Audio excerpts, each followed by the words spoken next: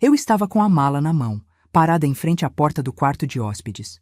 Minha filha Júlia cruzou os braços e soltou: "Mãe, aqui não é hotel. Se quer ficar, paga aluguel. 1.200 por mês." Senti a garganta fechar. Não era o valor, era o jeito que ela falou, como se eu fosse uma estranha pedindo favor. Aquele apartamento onde ela morava? Eu dei R$ 180.000 de entrada. Vendi minha casa, a casa que seu pai e eu construímos tijolo por tijolo, para ajudar ela a ter um lugar dela.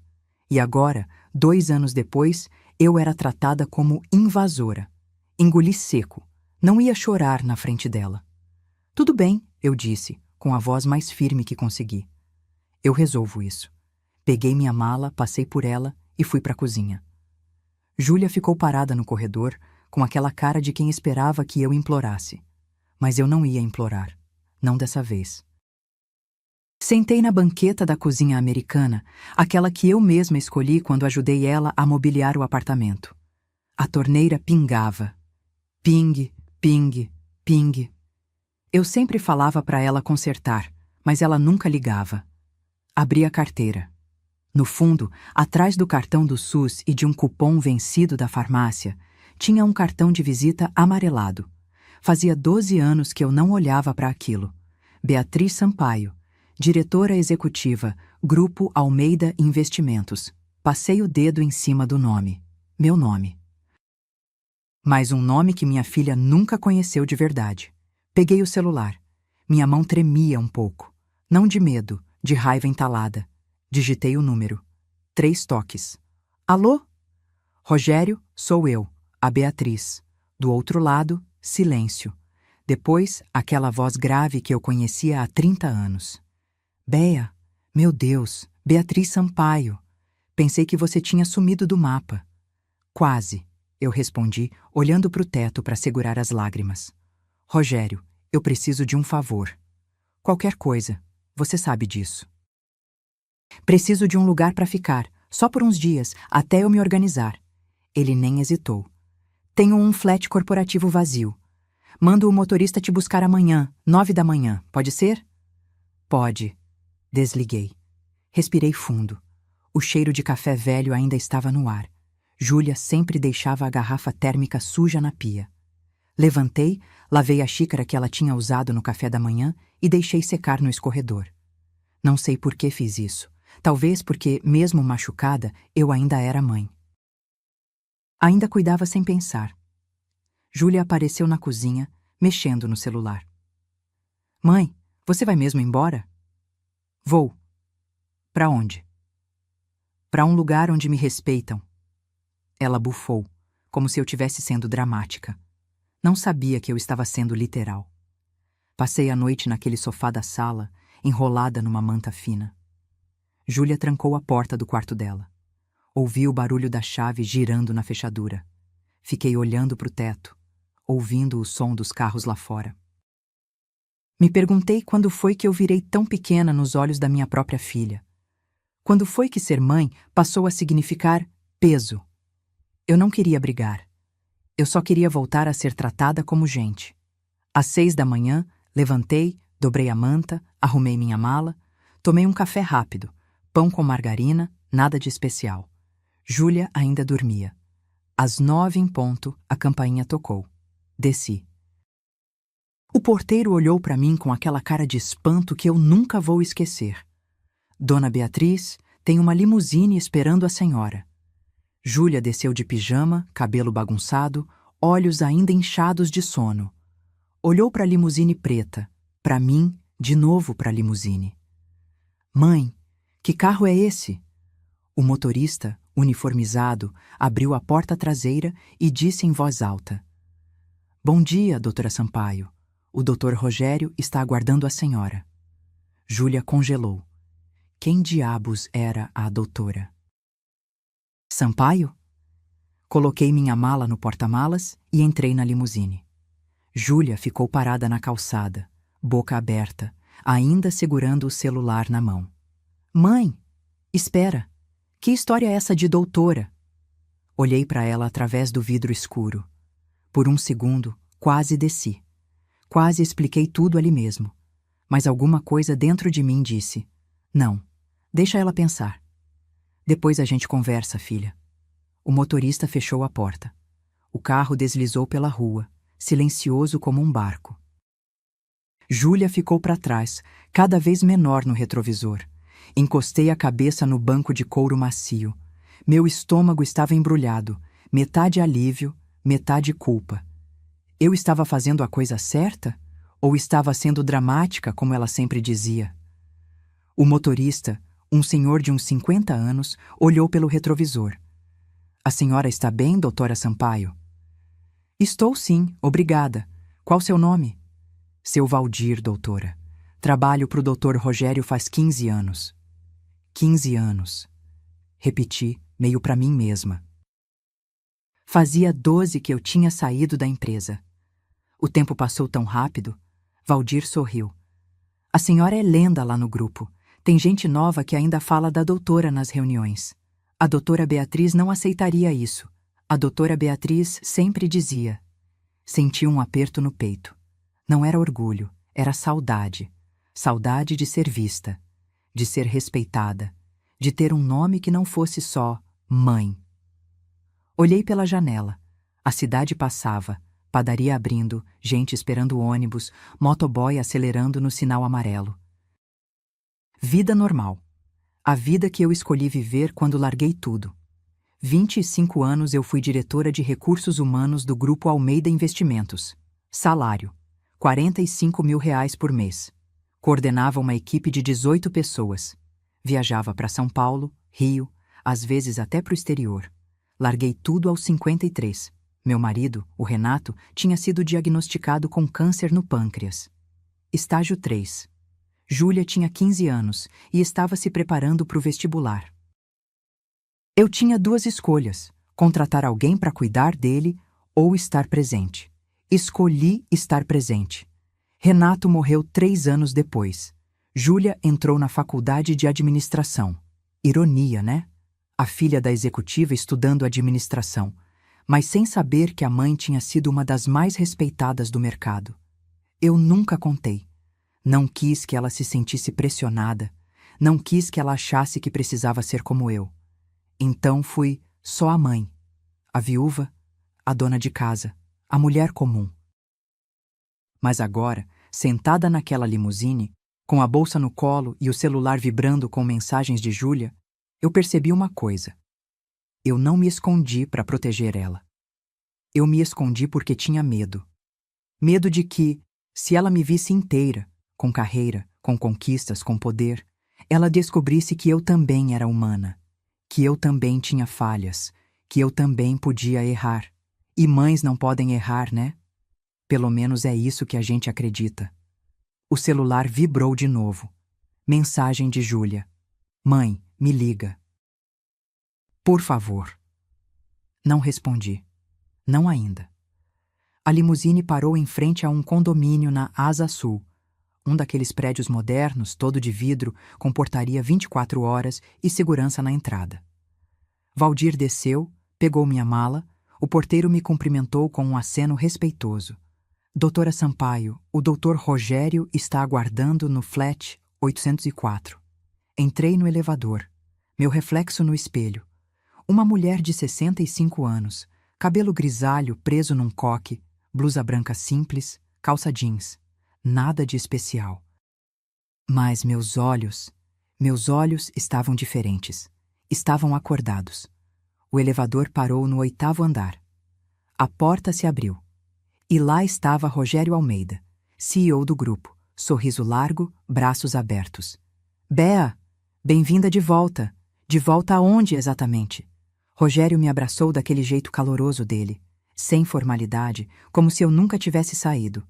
Ele estava mais grisalho, uns quilos a mais, mas o sorriso era o mesmo. Entra, entra, deixa eu te mostrar o flat. Era amplo, clean, com aquela decoração corporativa.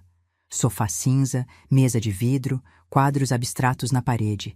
Impessoal, mas confortável. Tinha até uma sacada com vista para a cidade. Fica à vontade, Bea. Usa o tempo que precisar. Sério mesmo. Coloquei a mala no chão. Minha perna esquerda estava cansada. Eu esquecia que não tinha mais 20 anos. Sentei no sofá e respirei fundo. Rogério trouxe 2 copos de água. Sentou na poltrona em frente. Sua filha não sabe da sua trajetória? Ele perguntou direto. Não, não da forma como foi. Por quê? Segurei o copo com as 2 mãos. A água estava gelada demais, machucando os dedos, mas eu não soltei. Porque quando o Renato adoeceu, ela tinha 15 anos. Eu larguei tudo para estar presente. Depois que ele morreu, ela estava construindo a vida dela. Não quis que se sentisse em dívida comigo. Rogério balançou a cabeça.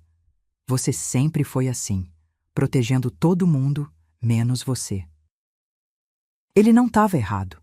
Levantei, fui até a mala, puxei um envelope amarelado que eu guardava no fundo. Dentro tinha uma revista antiga, As 50 Mulheres Mais Influentes do Mercado Financeiro. Ano 2008. Minha foto estava na página 17. Beatriz Sampaio, 43 anos, diretora de RH do Grupo Almeida. Gente é o maior ativo de qualquer empresa. Eu estava de blazer preto, cabelo curto, sorriso confiante. Parecia outra pessoa. Ou melhor, parecia eu, antes de decidir ser invisível. Mostrei para Rogério. Ele riu. Eu lembro dessa matéria. Você odiou a foto. Odiei mesmo. Disseram que eu parecia dura demais. E você era. No melhor sentido. Ele disse. Sério agora. Bea, você transformou aquele setor. Implementou a avaliação 360 programa de mentoria, licença paternidade estendida antes de virar moda. Tudo que a gente tem hoje veio de você. Senti um nó na garganta. Não de tristeza, de raiva. Raiva de mim mesma. Por que eu tinha apagado tudo isso? Por que tinha deixado minha filha achar que eu era só uma mãe, como se isso fosse pouco? Rogério se levantou. Aliás, tenho uma proposta. Estou montando um programa de mentoria executiva. 6 meses, foco em liderança feminina 50+. Preciso de alguém para coordenar. 25 mil por mês. Pisquei. Rogério, eu tô aposentada faz 12 anos. E daí? Você acha que esqueceu de ser boa no que faz? Fiquei em silêncio. Será que eu tinha esquecido? Ou será que eu tinha fingido esquecer porque era mais fácil ser pequena? Pensa com carinho, tá? Ele disse, me entregando um cartão novo. Beatriz Sampaio, consultora sênior. Segurei o cartão. Meu nome. Meu de verdade. Rogério foi embora. Fiquei sozinha no flat, sentada na sacada, vendo o sol descer atrás dos prédios. O céu estava laranja, aquele laranja de fim de tarde de Brasília. O celular vibrou. Júlia de novo. Mãe, eu te procurei no Google. Meu coração acelerou. Por que você nunca me contou? Digitei devagar. Porque eu quis te proteger, mas acho que eu só me escondi. Ela não respondeu na hora. Fiquei olhando os 3 pontinhos aparecendo e sumindo. Aparecendo e sumindo. Finalmente, você era executiva. Ganhava quanto? 45 mil por mês. E os 180 mil que você me deu eram meus, da minha aposentadoria. Silêncio. Depois, mãe, eu preciso te ver. Amanhã? Amanhã. Desliguei o celular. Peguei aquela revista velha de novo. Olhei para a foto. Gente é o maior ativo de qualquer empresa. Era isso que eu dizia. Mas será que eu tinha tratado a mim mesma como ativo?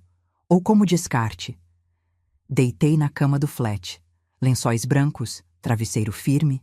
Fechei os olhos. E pela primeira vez em anos, eu não senti culpa por estar num lugar que era só meu. Mas será que Júlia ia me perdoar por ter mentido a vida toda? Júlia chegou no flat às 3 da tarde. Eu tinha passado a manhã inteira revirando papéis velhos, contra-cheques antigos, certificados de cursos, fotos de eventos corporativos. Cada documento era uma prova de uma vida que eu tinha enterrado. Quando a campainha tocou, minha boca estava seca.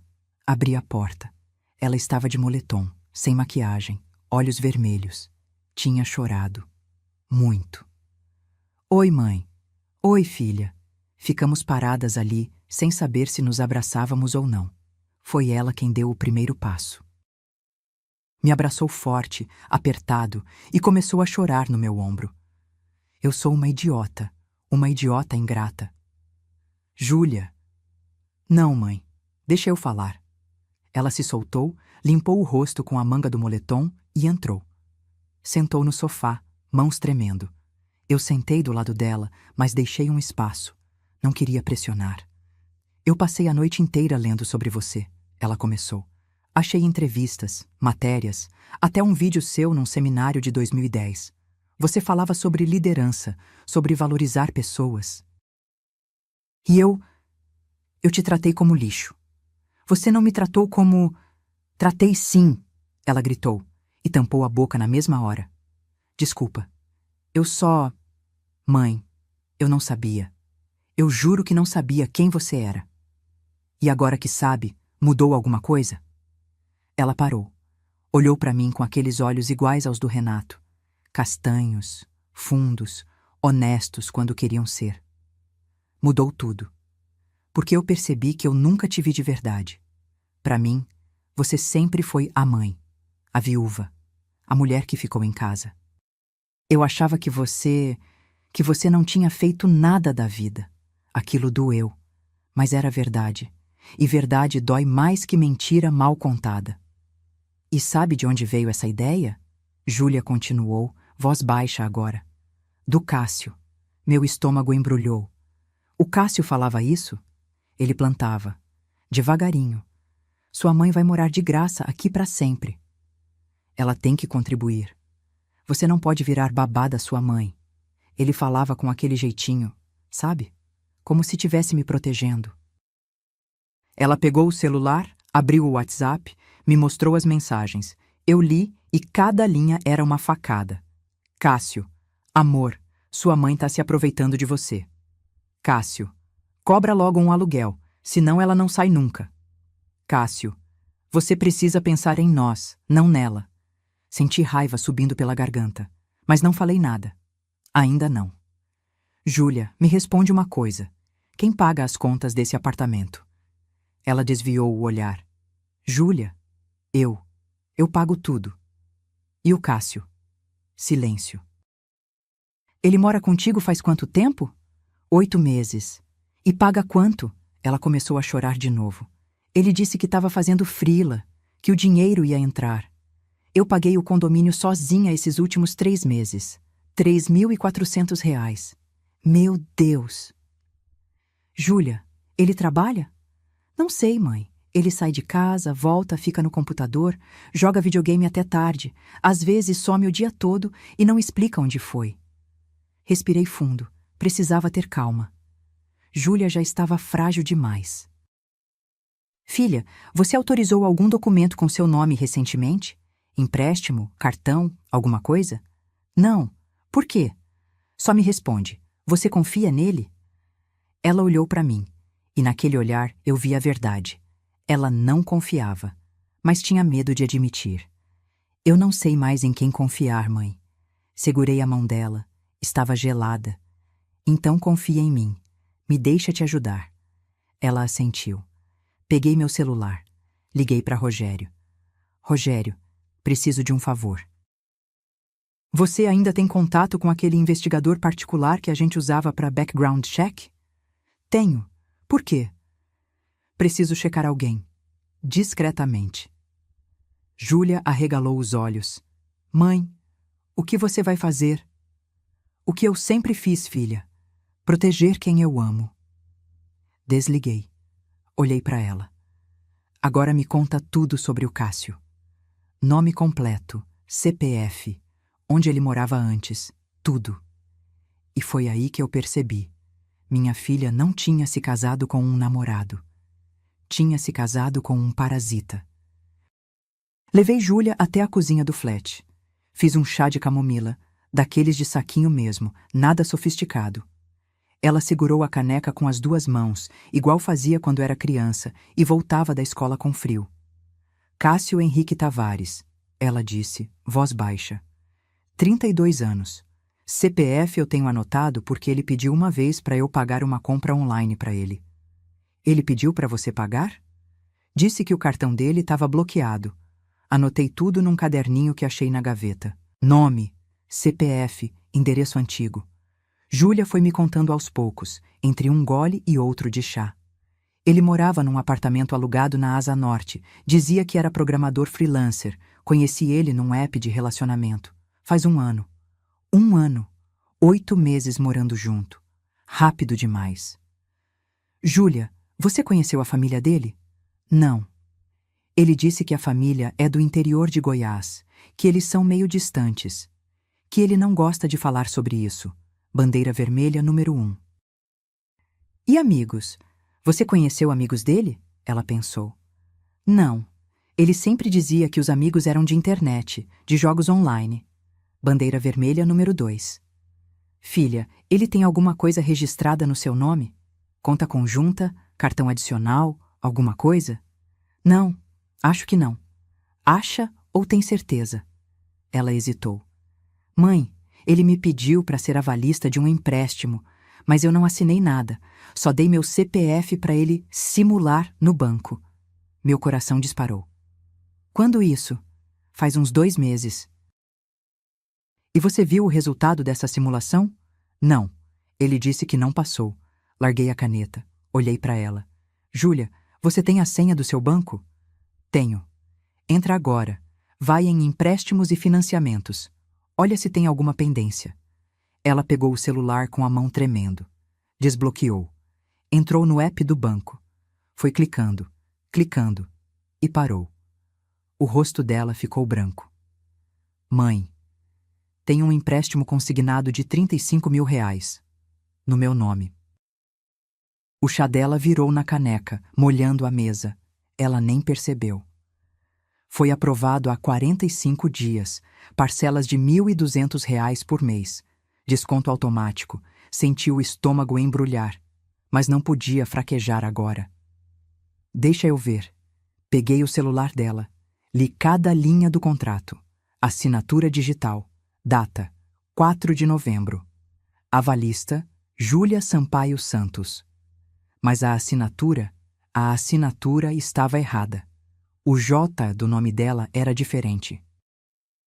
Júlia sempre fazia um J com perninha, quase infantil. Aquele era reto, formal. Filha, essa assinatura é sua? Ela olhou. Não.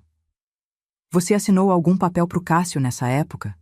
Não, eu juro que não. Falsificação. Simples assim. Respirei fundo. Não era a primeira vez que eu via isso.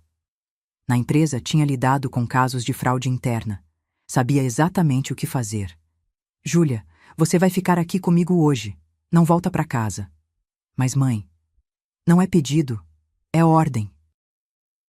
Liguei pro Rogério de novo. Conseguiu o investigador? Consegui, ele pode começar amanhã. Ótimo, e me passa o contato do Dr. Henrique Moura, o advogado especialista em fraude bancária. Júlia me olhou, olhos arregalados. Mãe, isso é sério assim? Filha, ele falsificou sua assinatura e pegou R$35 mil em seu nome. Isso é crime, estelionato. Ela começou a tremer, não de medo, de raiva. Aquele filho da puta, aquele filho da puta. Calma. Calma? Mãe, ele me usou. Ele morou na minha casa, comeu da minha comida, dormiu na minha cama e me roubou. Eu sei. E ele vai pagar por isso. Mas a gente faz do jeito certo, com provas, com processo, com justiça. Segurei o rosto dela entre minhas mãos. Confia em mim? Ela assentiu, lágrimas escorrendo. Então me deixa cuidar disso. Você não tá sozinha. Meu celular tocou. Número desconhecido. Atendi. Alô? Doutora Beatriz? Aqui é o Dr. Henrique Moura. O Rogério me passou o caso. Podemos nos encontrar amanhã às 9? Podemos. Desliguei. Olhei para Júlia. Amanhã a gente começa a consertar isso. Hoje você descansa. Mas tinha uma coisa que eu ainda não sabia. Cássio não ia aceitar perder o controle assim tão fácil. Júlia dormiu no quarto do flat. Eu fiquei na sala, acordada até tarde, com o notebook aberto.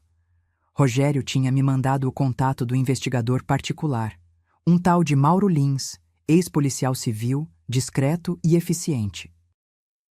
Mandei um e-mail com tudo: nome completo do Cássio, CPF, endereço antigo, foto que peguei do Instagram de Júlia. Pedi sigilo total. Às 6 da manhã, meu celular vibrou. E-mail de resposta. Assunto: relatório preliminar. Cássio Henrique Tavares Abri. Minha pressão subiu só de ler as primeiras linhas. A nome: Cássio Henrique Tavares. Idade: 32 anos. Situação empregatícia: desempregado há 5 meses. Último registro: assistente administrativo. Salário: 2 anos. 100. Histórico financeiro: 3 cartões de crédito negativados. Dívida total: 48.600. 2 processos de cobrança em andamento. Histórico de relacionamentos: relacionamento anterior com Patrícia Lemos, 2021-2023.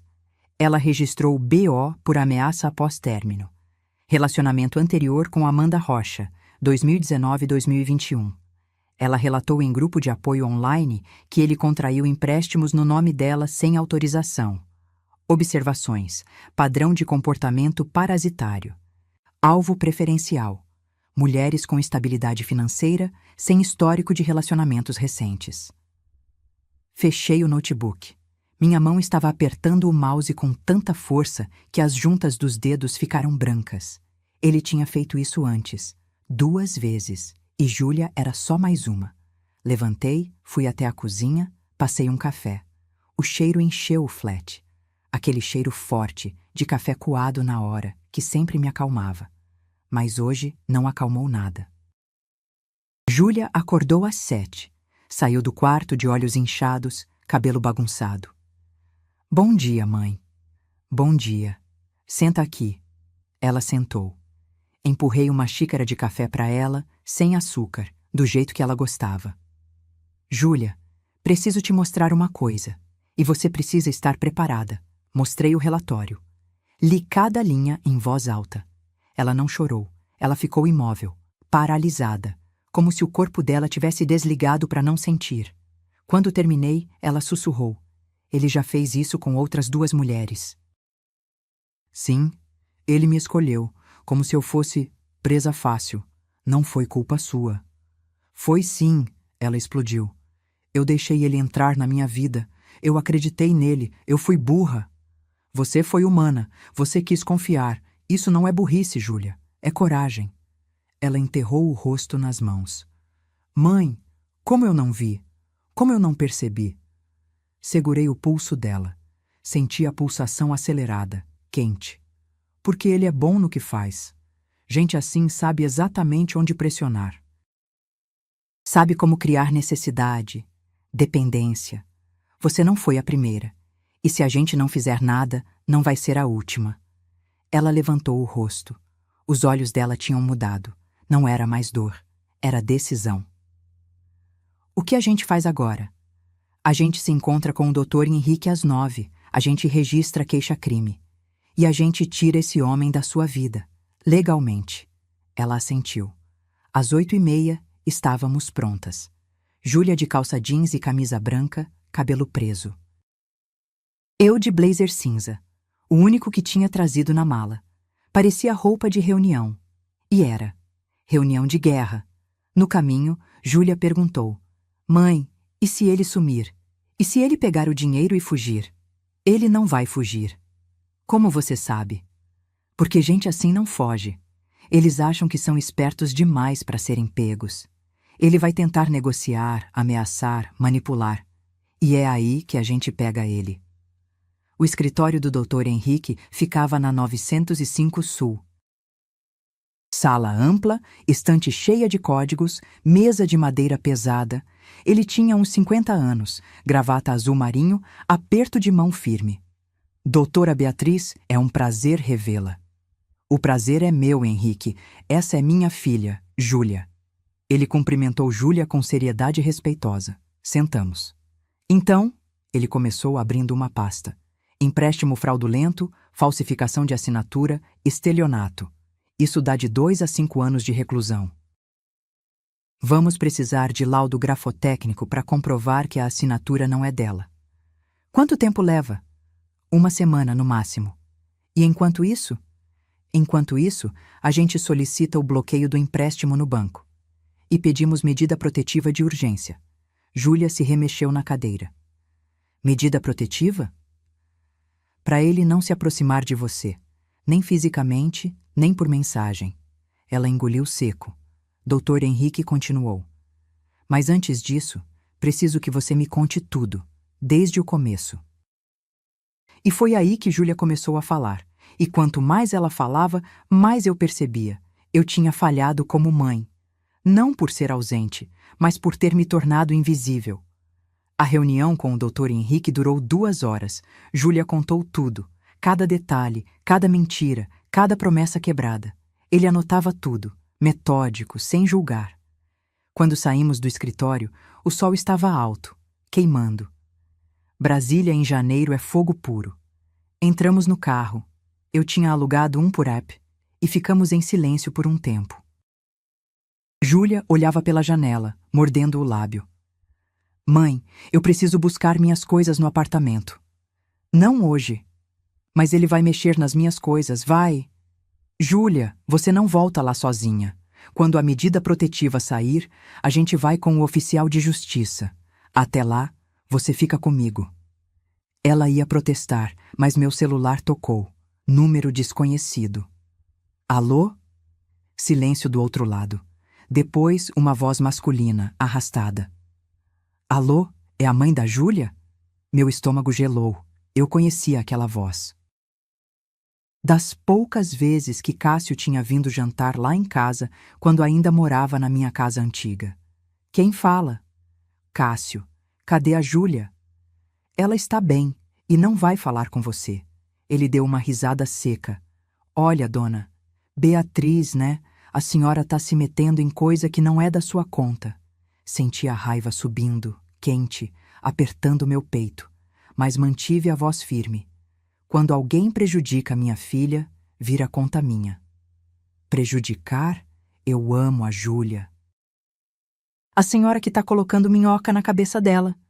Você falsificou a assinatura dela e pegou 35 mil reais em empréstimo, Cássio. Isso é crime. Silêncio. Depois, a voz dele ficou mais baixa, mais perigosa. Cuidado com o que a senhora fala, viu? Porque essas acusações podem se virar contra vocês.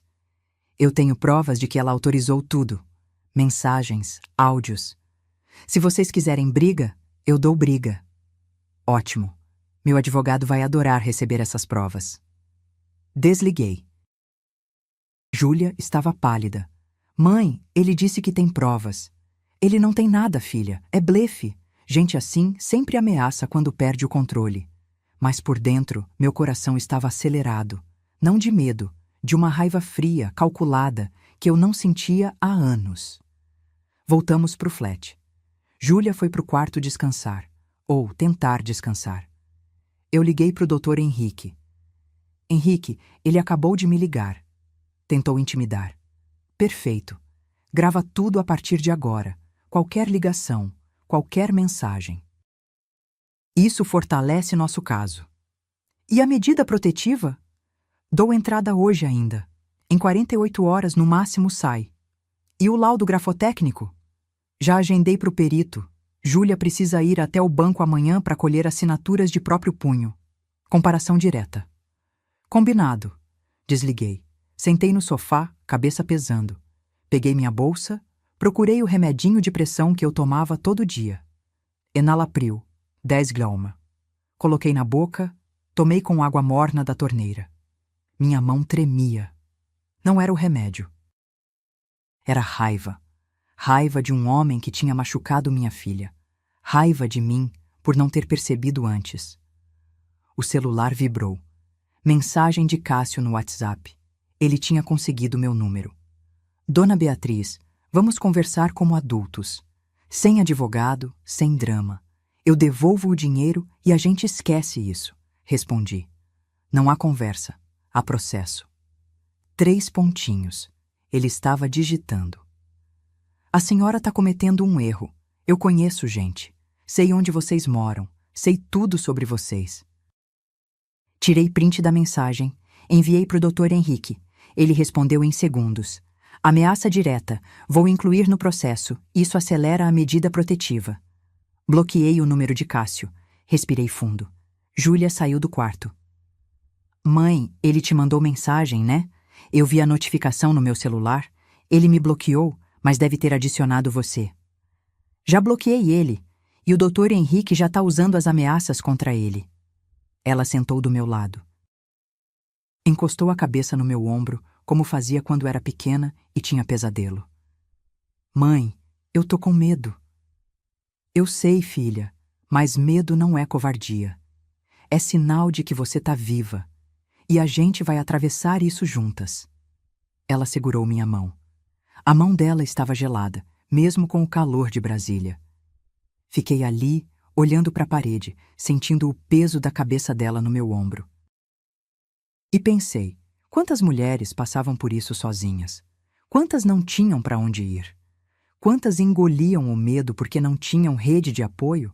Eu não ia deixar minha filha ser mais uma estatística. Nem que eu tivesse que virar leoa de novo. Na manhã seguinte, fomos ao banco. Agência da 506 Sul, aquela com ar-condicionado sempre gelado demais. Júlia estava nervosa, roendo a unha, mania antiga que voltou com o estresse. O gerente, seu Antônio, um senhor de uns 50 e poucos anos, nos recebeu numa salinha reservada. Apertou minha mão com firmeza quando me apresentei. Doutora Beatriz Sampaio? A senhora trabalhou no Grupo Almeida, não foi? Trabalhei sim. Meu irmão era do financeiro lá. Falava muito bem da senhora. O mundo é pequeno, e às vezes isso ajuda. Expliquei a situação. Júlia mostrou o empréstimo no aplicativo. Seu Antônio franziu a testa, puxou o documento no sistema. Realmente, a assinatura digital foi processada, mas ele aumentou a tela no computador. Tem inconsistências técnicas. O IP de origem da assinatura é de um dispositivo que não corresponde ao cadastrado em nome dela. Isso pode ser usado como prova? Perguntei. Pode e deve. Vou gerar um relatório técnico completo. Leva uns 2 dias. Júlia suspirou, aliviada. Era a primeira boa notícia em dias. O perito grafotécnico chegou 15 minutos depois. Homem baixinho, óculos grossos, maleta de couro surrada. Pediu que Júlia assinasse o nome dela 10 vezes, em papéis diferentes, com canetas diferentes. Preciso de variações naturais, ele explicou. Ninguém assina exatamente igual sempre, mas o padrão se mantém. Júlia assinou 1, 2, 10 vezes. A mão dela tremia na 5ª assinatura. Calma, eu sussurrei. Respira. Ela respirou. Terminou. O perito comparou com a assinatura do contrato de empréstimo. Balançou a cabeça. Claríssima falsificação. A pressão da caneta é diferente, a inclinação é forçada e o S do sobrenome tem uma curva que ela nunca faz. Laudo fica pronto em 3 dias. Saímos do banco com uma pasta cheia de documentos. Júlia segurava tudo contra o peito, como se fossem armadura.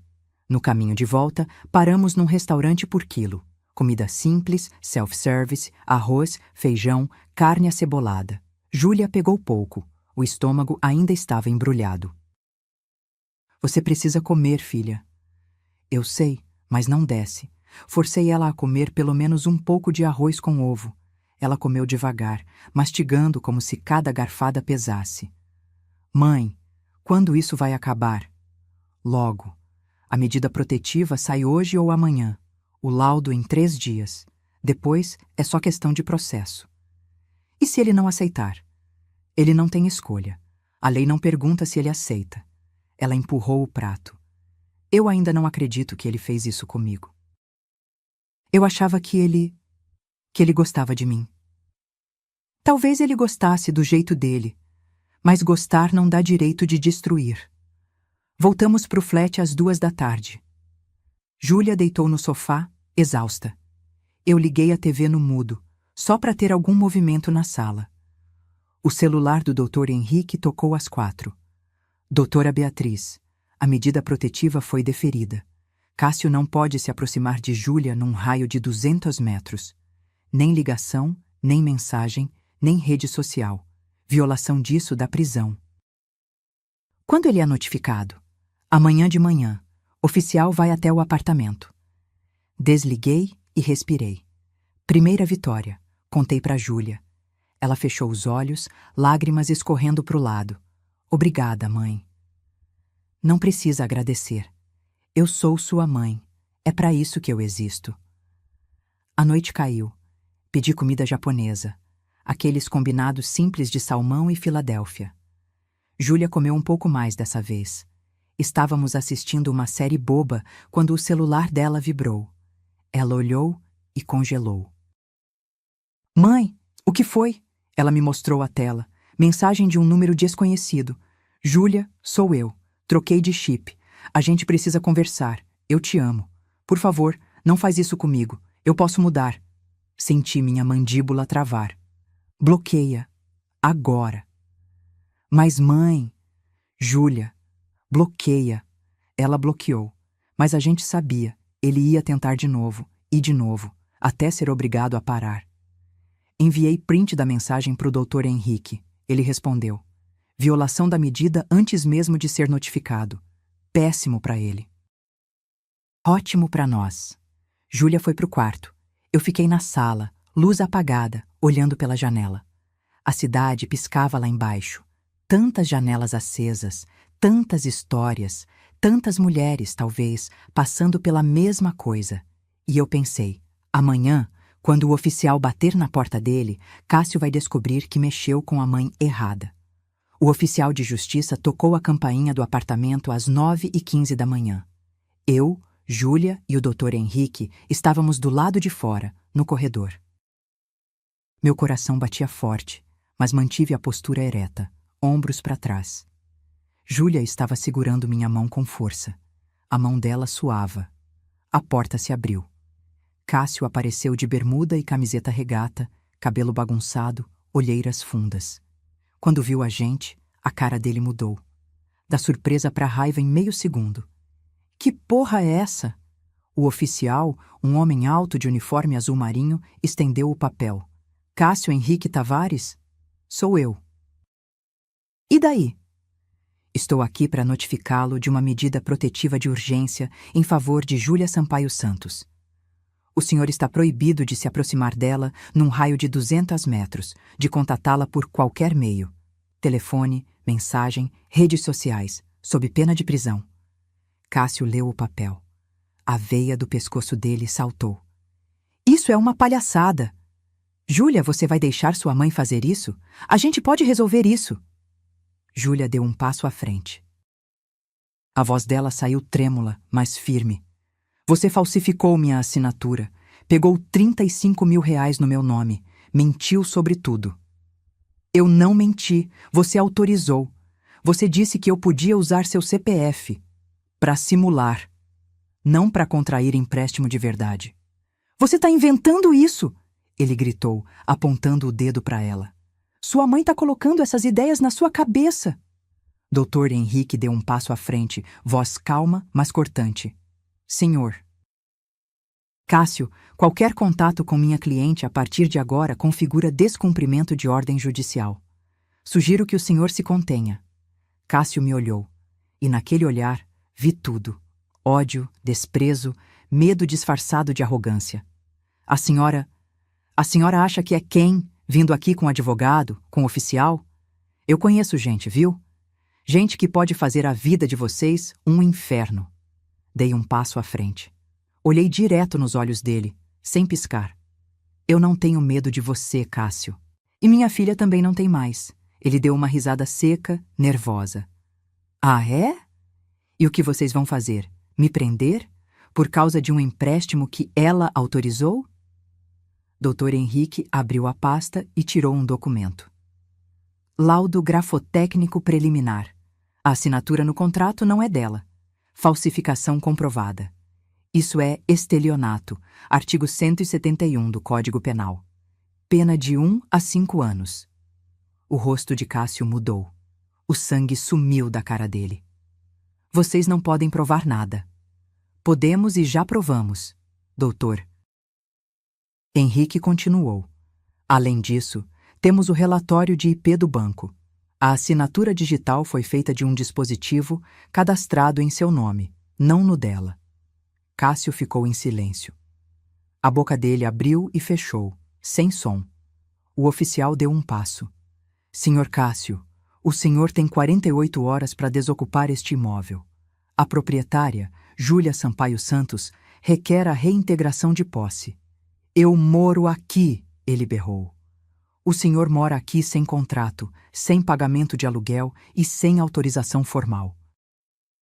Isso não configura moradia legal. Júlia puxou um envelope da bolsa, abriu e tirou um papel. Eu trouxe isso.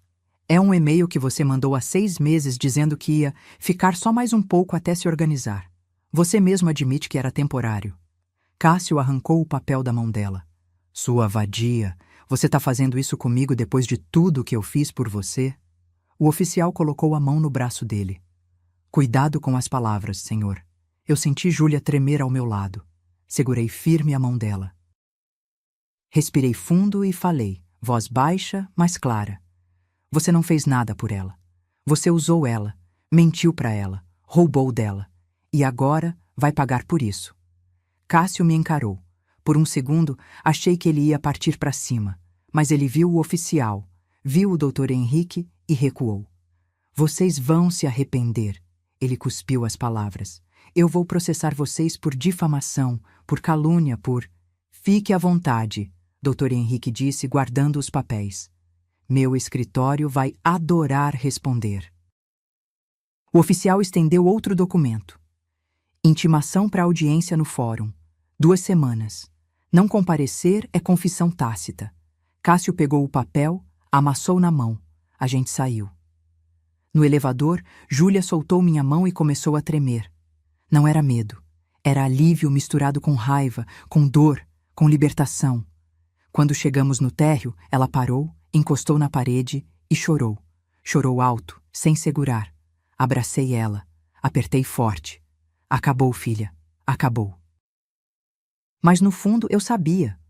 Homens como Cássio não aceitam perder calados. E alguma coisa me dizia que ele ainda ia tentar uma última cartada. Voltamos pro flat em silêncio. Júlia ia no banco de trás, olhando pela janela, mordendo o canto da boca. Eu dirigia devagar, mãos firmes no volante, mas a cabeça longe. Algo não estava certo. Cássio tinha recuado rápido demais. Homens como ele não desistem assim. Quando chegamos, Júlia foi direto para o banheiro. Ouvi o chuveiro abrir. Ela precisava lavar aquele dia do corpo. Sentei no sofá, peguei o celular. Tinha uma mensagem do Dr. Henrique. Doutora Beatriz, preciso avisar. Cássio contratou advogado, Dr. Márcio Vilela, conhecido por ser agressivo em defesas. Ele vai tentar reverter a narrativa. Respondi.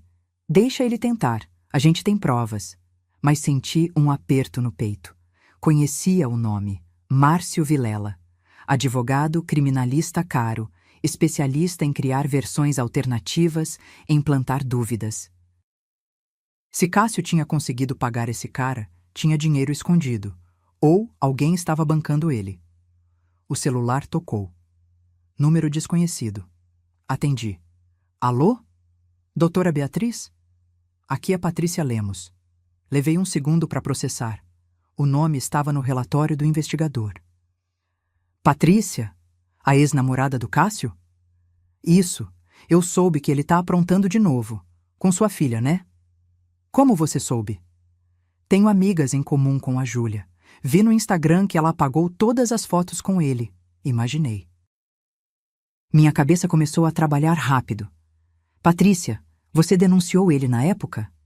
Fiz BO por ameaça, mas não fui em frente. Tive medo. Ele dizia que conhecia gente perigosa, que ia estragar minha vida. Eu acreditei. E ele fez alguma coisa financeira com você? Silêncio. Patrícia? Ele pegou meu cartão de crédito, fez compras de quase R$ 8.000. Quando descobri, ele disse que ia pagar de volta. Nunca pagou.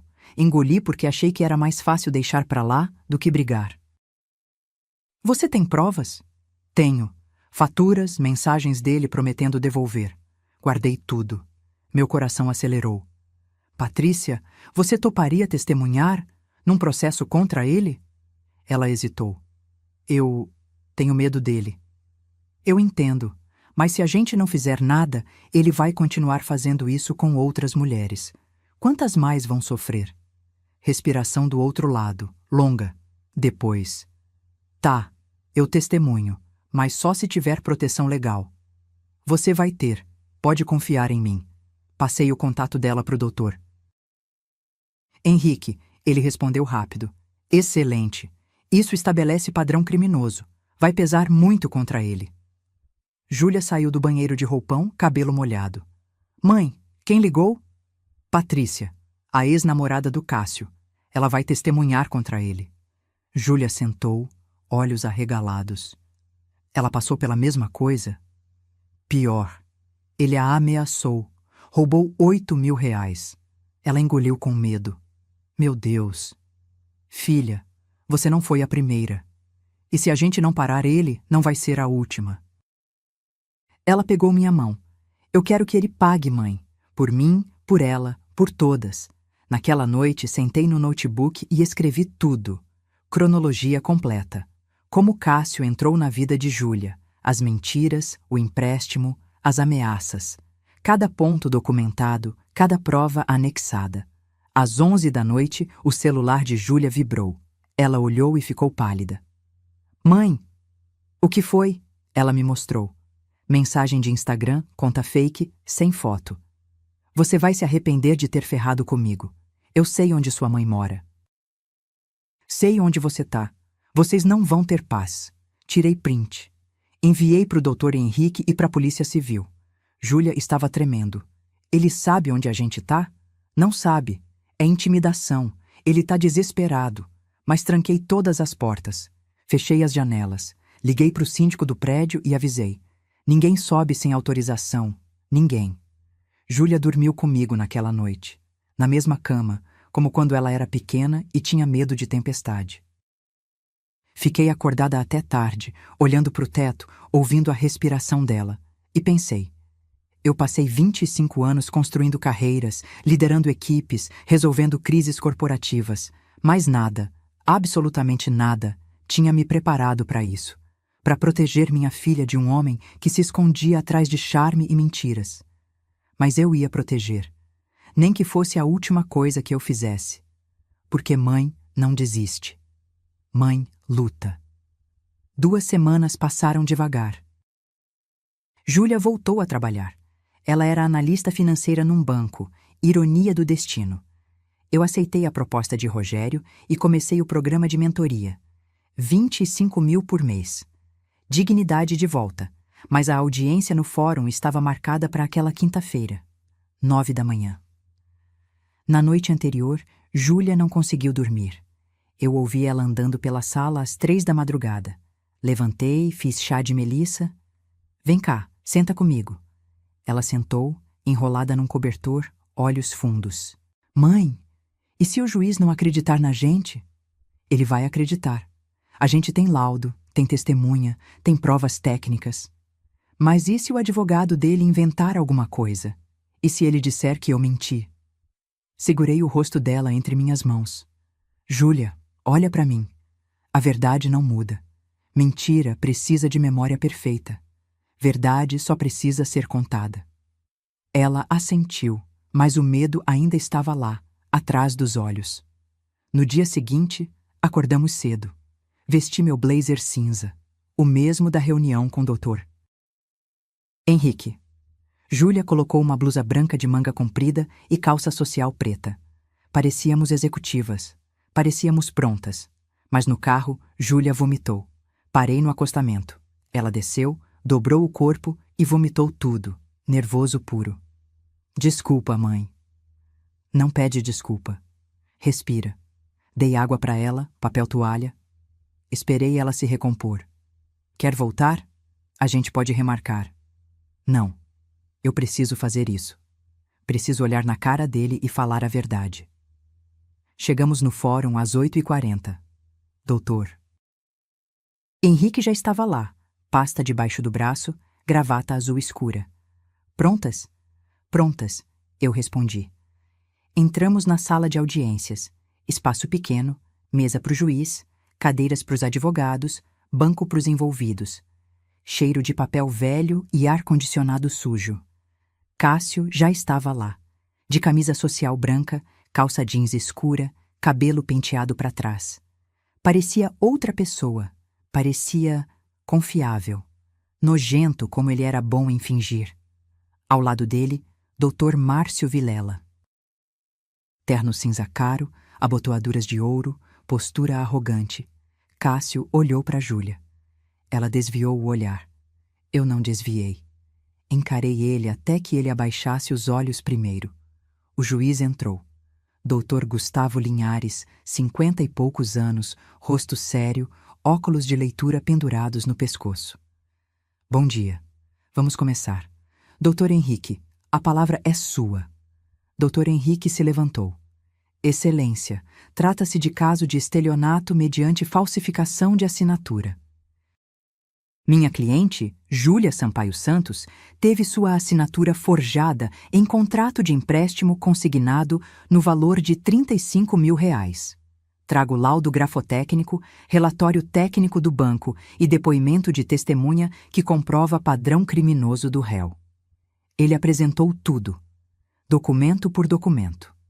O juiz lia em silêncio, sobrancelhas franzidas. Dr. Márcio Vilela se levantou. Excelência, meu cliente nega veementemente as acusações. Alega que houve autorização verbal da senhorita Júlia e que a assinatura digital foi feita com consentimento dela. Trata-se de desentendimento amoroso sendo transformado em caso criminal. A autorização verbal não tem validade legal. Dr. Henrique cortou. Mas cria precedente de intenção. Vilela rebateu. O juiz ergueu a mão. Silêncio. Quero ouvir a vítima. Senhorita Júlia, por favor. Júlia se levantou. As pernas dela tremiam. Eu segurei a mão dela por baixo da mesa, apertei forte e soltei. Ela caminhou até o centro da sala. Senhor juiz, eu nunca autorizei aquele empréstimo. Eu dei meu CPF para ele simular. Só simular. Quando descobri que ele tinha assinado no meu nome, tentei resolver sozinha. Mas ele me ameaçou. Disse que tinha contatos, que ia destruir minha reputação. Vilela interrompeu. Excelência, não há provas dessas ameaças. Dr. Henrique abriu o celular. Há sim, mensagens, prints, conta fake criada após medida protetiva, tudo documentado. O juiz olhou, leu. A expressão dele mudou. Senhor. Cássio, o senhor criou conta falsa para entrar em contato com a vítima após ordem judicial? Cássio gaguejou. Eu só queria conversar. Descumpriu ordem judicial. Anoto aqui. Vilela tentou consertar. Excelência, meu cliente estava emocionalmente abalado. Emocionalmente abalado não justifica crime. O juiz cortou seco. Depois foi a vez de Patrícia Lemos. Ela entrou na sala, nervosa, mas firme. Contou tudo. O cartão roubado, as ameaças, o medo.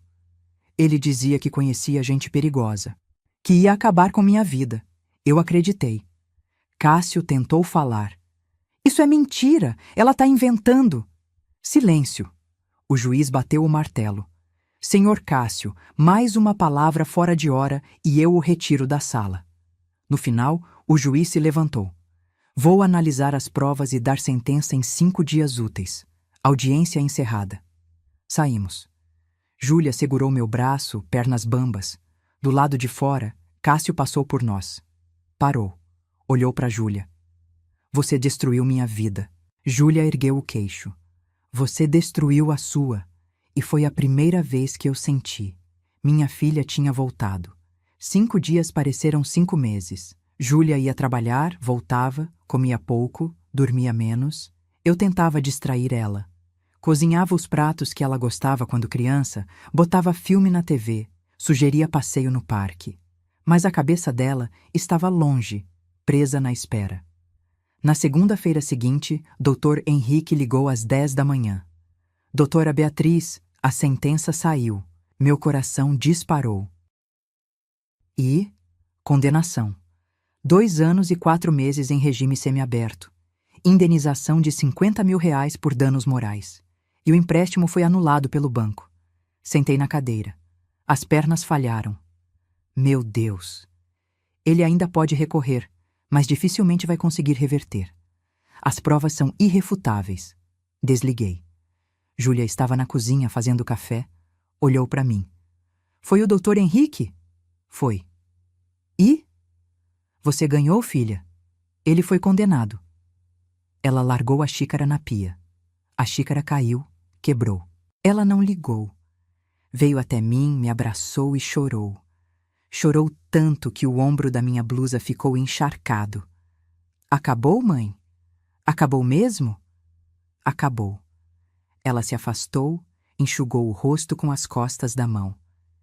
Eu achei que ninguém ia acreditar em mim. Achei que iam dizer que eu era louca, dramática, que eu estava inventando. Mas você não inventou. Você só contou a verdade. Ela sentou no chão da cozinha, abraçou os joelhos. Eu me sinto vazia. Devia estar feliz, mas eu só me sinto vazia. Sentei no chão do lado dela. Encostei as costas na geladeira. Porque justiça não apaga dor, filha. Só fecha ciclo. Agora você vai precisar de tempo para cicatrizar de verdade. E se eu não conseguir? Você vai conseguir. E eu vou estar aqui até lá. Naquela tarde, fomos ao apartamento dela. Oficialmente só dela agora.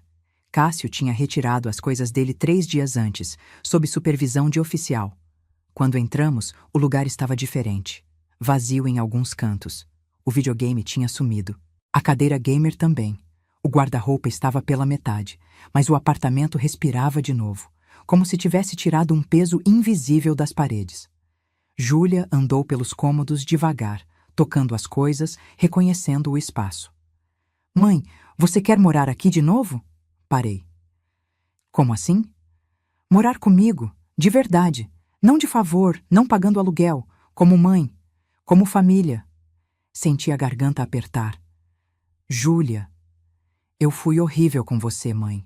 Te cobrei aluguel, te tratei como se você fosse peso. E o tempo todo você era a pessoa mais forte que eu conhecia. Eu quero te ter perto. Quero aprender com você. Sobre dinheiro, sobre vida, sobre como não se perder de novo. Segurei o rosto dela. Eu aceito, mas com uma condição. Qual? Você me deixa te ensinar a investir, para que você nunca mais dependa de ninguém, nem de mim. Ela sorriu. Pela primeira vez em semanas, um sorriso verdadeiro. Fechado. Passamos o resto do dia organizando. Jogamos fora as coisas que Cássio deixou. Alguns livros velhos, meias furadas, um carregador quebrado, simbólico, mas necessário. À noite, Júlia fez macarrão com molho de tomate caseiro. A receita que eu ensinei para ela quando ela tinha 12 anos. A gente comeu na mesinha da sala, sem pressa, conversando sobre planos. Mãe, eu quero fazer um curso de educação financeira. Ótimo, eu pago. Não, eu pago. Com meu dinheiro. Olhei para ela e senti orgulho. Verdadeiro. Tudo bem. Mas eu te acompanho se você deixar. Claro que deixo. Depois do jantar, sentamos na sacada. O céu de Brasília estava estrelado, sem nuvens.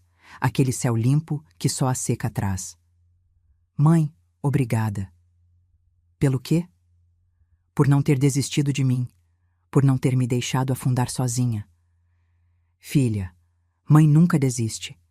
Nem quando deveria. Ela riu, e eu ri junto. E ali, naquele momento simples, eu entendi. Eu não tinha falhado como mãe por me esconder. Eu tinha falhado por não confiar que minha filha era forte o suficiente para me ver inteira, com acertos e erros, mas agora ela via. E agora a gente recomeçava. Juntas. Inteiras. Mas ainda faltava uma coisa: ensinar a lição final. Não para Júlia, para o mundo. 3 meses se passaram. Júlia e eu morávamos juntas de novo, mas tudo era diferente agora. Ela pagava as contas dela, eu pagava as minhas, dividíamos mercado, cozinhávamos juntas aos domingos. E toda sexta à noite, a gente sentava na sala com o notebook aberto e planilhas na tela. Eu ensinava como investir em renda fixa, como calcular juros compostos, como não cair em armadilhas financeiras. Júlia era boa aluna, melhor do que eu imaginava. Em 2 meses, ela já tinha guardado R$ 8.000. Planejava chegar aos 20.000 até o final do ano. Mãe, olha, ela me mostrou o aplicativo do banco. Meu dinheiro rendeu R$ 120 esse mês. Viu? Dinheiro trabalhando por você. Não você trabalhando só pelo dinheiro. Ela sorriu, aquele sorriso de quem finalmente entendeu. Naquela semana, Dr. Henrique ligou. Doutora Beatriz, o Cássio começou a cumprir pena. Regime semiaberto. Trabalho durante o dia, volta para a unidade prisional à noite. E a indenização? Ele entrou com pedido de parcelamento. Vai pagar R$ 500 por mês durante 8 anos. Júlia, que estava ouvindo, fez uma cara de deboche. 500 por mês? Ele vai levar uma vida inteira. Exatamente. Doutor. Henrique respondeu. E é isso que ele merece. Lembrete constante do que fez. Depois do telefonema, Júlia ficou quieta, mexendo no celular, pensativa. Mãe, posso te perguntar uma coisa? Claro. Você acha que ele vai mudar? Suspirei. Não sei, filha. Algumas pessoas mudam quando batem no fundo do poço. Outras só aprendem a mentir melhor. E a Patrícia? Como ela tá? Ela tá bem. Começou terapia. Voltou a estudar. Disse que quer fazer direito para ajudar outras mulheres. Júlia assentiu. Eu quero fazer alguma coisa também. Como assim? Ela pegou o notebook, abriu um documento. Eu escrevi isso. Quero postar no meu Instagram. Mas queria que você lesse antes. Li. Era um texto longo, honesto, cru. Ela contava tudo, sem nomear Cássio diretamente, mas contando o padrão. As mentiras, o controle disfarçado de cuidado, o empréstimo falso, o medo. E no final, ela escreveu: se você está passando por isso agora, saiba, você não está sozinha. Não é vergonha pedir ajuda. Não é fraqueza denunciar. E não, você não vai destruir a vida dele. Ele já destruiu a própria vida quando escolheu te usar. Terminei de ler com os olhos marejados. Isso vai ajudar muita gente, Júlia. Você acha? Tenho certeza. Ela postou no mesmo dia. Em 24 horas, o post tinha 3.000 compartilhamentos. Dezenas de mulheres mandaram mensagem privada contando histórias parecidas. Algumas agradecendo, outras pedindo ajuda. Júlia criou uma lista de contatos. Advogados, psicólogos, casas de apoio. Passou para cada uma. E ali, vendo minha filha virando referência para outras mulheres, eu entendi. A dor não tinha sido em vão. Um sábado de manhã, Júlia entrou na cozinha enquanto eu passava café. Mãe, eu queria te dar uma coisa. Ela me entregou um envelope. Dentro, uma foto nossa. Ela bebê, eu jovem, sorrindo no colo dela. E embaixo, ela tinha escrito à mão: para Beatriz Sampaio, minha mãe, minha mentora, minha heroína. Obrigada por me ensinar que respeito não se implora, se conquista. E que recomeçar não é fracasso, é coragem. Chorei. Ali mesmo, na cozinha, com a xícara de café na mão e o sol entrando pela janela. Júlia me abraçou. Eu te amo, mãe. Do jeito que você é. Executiva, mãe, mulher, tudo junto. Eu também te amo, filha, e me desculpa por ter demorado tanto para me mostrar inteira. Não pede desculpa. Você me mostrou quando eu precisava ver. Naquela tarde, sentamos juntas no sofá. Ela com um notebook, eu com um livro. Só isso, nada de especial. Mas era tudo, porque estar junto não precisa de luxo, não precisa de limusine, não precisa de provas, só precisa de respeito, de verdade, de amor que não tem vergonha de pedir ajuda e não tem medo de recomeçar. E essa, nenhum Cássio do mundo poderia tirar da gente. 6 meses depois daquele dia na porta do quarto de hóspedes, eu estava sentada numa sala de aula, não como aluna, como professora. O programa de mentoria do Rogério tinha virado sucesso. 15 mulheres acima dos 50 anos, todas recomeçando carreiras, aprendendo a se reposicionar no mercado. Eu coordenava tudo. E Júlia? Júlia tinha sido promovida no banco, gerente de contas. Salário de R$ 6.500. Investia 500 todo mês. Já tinha 15 mil guardados. Naquela quinta-feira, depois da aula, voltei para casa. Nosso apartamento, agora decorado do nosso jeito. Foto minha da revista emoldurada na parede da sala. Não por vaidade, por lembrança. Lembrança de que eu sempre fui inteira. Só tinha esquecido. Júlia chegou do trabalho às 7, cansada, mas sorrindo. Mãe, adivinha? Fechei 3 contas grandes hoje. Vou bater a meta do trimestre. Sabia que você ia conseguir. Ela jogou a bolsa no sofá, foi direto para a cozinha, pegou água na geladeira. Ah, e uma cliente perguntou se eu conhecia alguma mentora executiva. Passei seu contato. Obrigada, filha. Não precisa agradecer. Você é boa no que faz. As pessoas precisam saber disso. Jantamos juntas. Arroz, feijão, bife acebolado. Comida simples, gostosa, feita com tempo. Depois do jantar, Júlia pegou o celular. Mãe, olha isso. Era uma mensagem de uma seguidora do Instagram dela.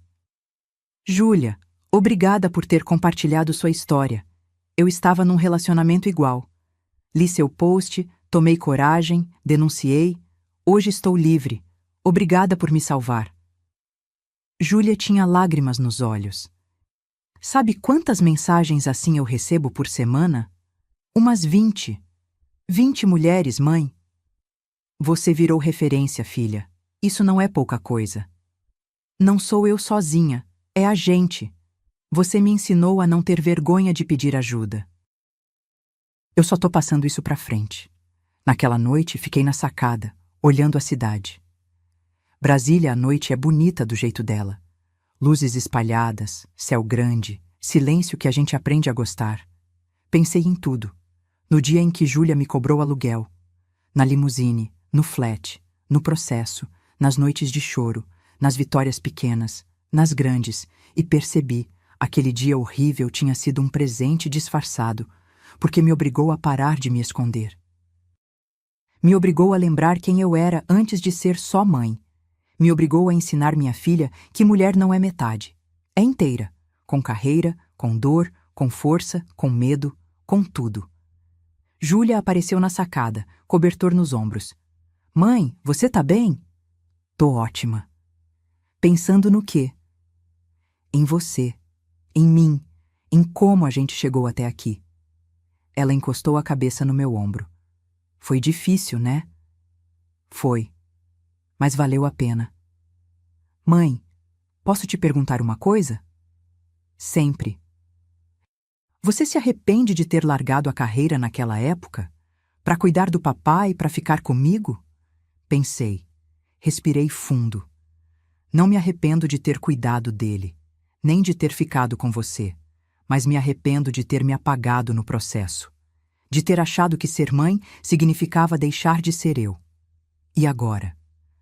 Agora eu sei que dá para ser as duas coisas, e que não tem vergonha nenhuma em recomeçar. Júlia sorriu. Você é foda, mãe. Ri. Você também, filha. Ficamos ali, em silêncio, vendo a cidade respirar. E eu pensei na frase que tinha dito no primeiro dia do programa de mentoria. Respeito não se implora, se conquista, e às vezes reconquista. Aquele dia, quando minha filha me cobrou aluguel, foi o pior e o melhor da minha vida. Pior porque me mostrou que eu tinha falhado em ensinar sobre limites, sobre valor próprio, sobre o que significa ser mulher completa. Melhor porque me obrigou a parar de me esconder atrás do papel de mãe sacrificada. Hoje, Júlia não me vê mais como só mãe. Ela me vê completa, executiva, mentora, sobrevivente, mulher. Tudo junto. E eu finalmente entendi. A herança que deixo para ela não são os 180 mil reais que dei de entrada no apartamento. É a coragem de recomeçar. É a força de pedir ajuda. É a dignidade de não aceitar migalhas. É saber que amor verdadeiro não te diminui, te expande. E isso, nenhum empréstimo falso, nenhum relacionamento tóxico, nenhuma porta trancada pode tirar. Naya, Sirius e você? Já passou por algo parecido? Já precisou recomeçar do zero? Deixa aqui nos comentários sua história. E se esse vídeo te tocou de alguma forma, deixa aquele like e se inscreve no canal. Tem muitas histórias assim vindo por aí. Ah, e me conta, de onde você está assistindo? Qual cidade? Qual país? Adoro saber que essas histórias chegam longe. Um beijo no coração. E lembra, você é mais forte do que imagina.